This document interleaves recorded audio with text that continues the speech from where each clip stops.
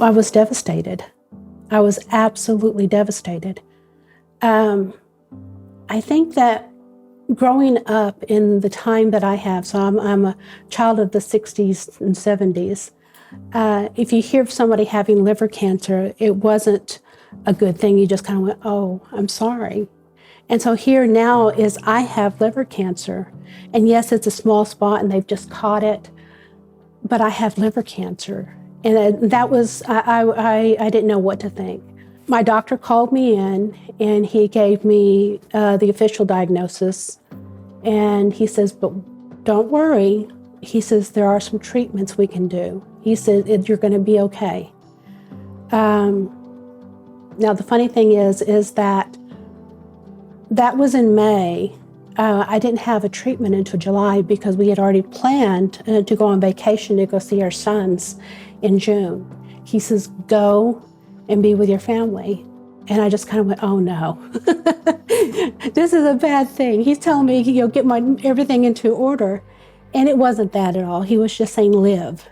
And I appreciate so much is his encouragement for me to keep on and continue on living despite cancer, despite cirrhosis, despite anything that was going on in my body. Is just to live.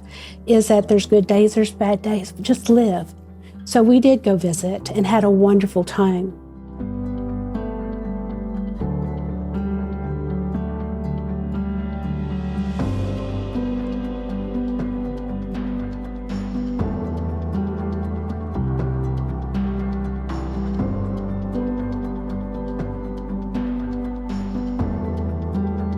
So even though I know what's going on and I know that it can be treated, is that there's still that anxiety that hits you of, is it going to be back again? Is it going to be back?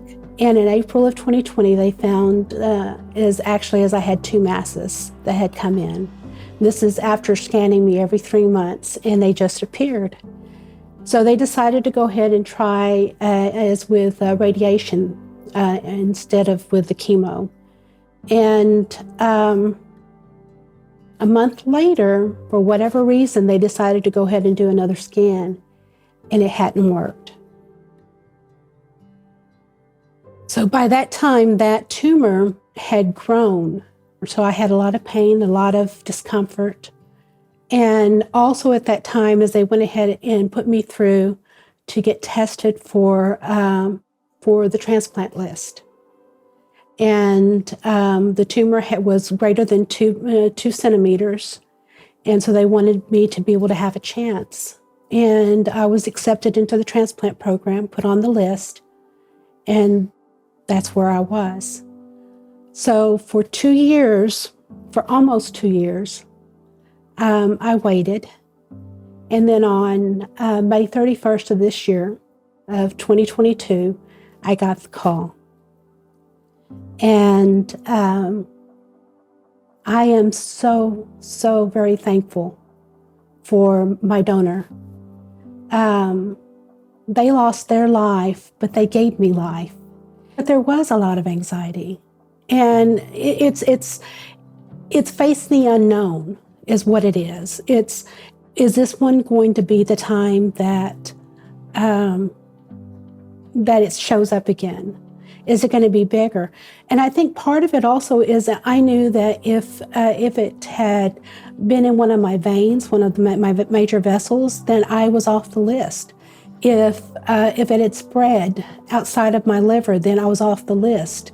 If it had invaded, if it had grown beyond a certain size, or if there were multiples, then I was off the list. So there was so many different things, so many different possibilities that you face.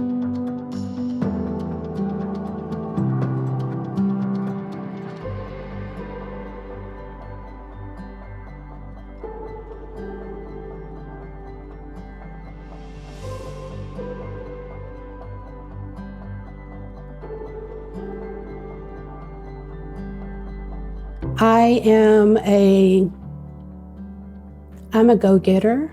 I'm a planner. I like to have my list and check off things, and there was absolutely nothing I could do. I had no control over what my body did. If the cancer came back, it came back. And I followed the directions of my doctors. But I could ask questions, but I didn't have control. And I had to learn to give that up. The times that were the hardest was probably the first couple of times. I had to learn to trust my team, that they truly wanted the best for me, that they wanted to bridge to transplant. They wanted me to live. They wanted me to survive. And not just survive, but thrive. So they weren't trying to destroy me by giving me all different kinds of things, but trying to give me the best possibility of living. And so I had to learn to trust my team. And I think once I did that, then I didn't worry about the control anymore. I controlled what I could. And that meant that when I was in my MRIs, I would sing. Sometimes I would fall asleep. I caught myself doing that a couple of times. And so then I knew that I was relaxed, it was good. But it could be interesting.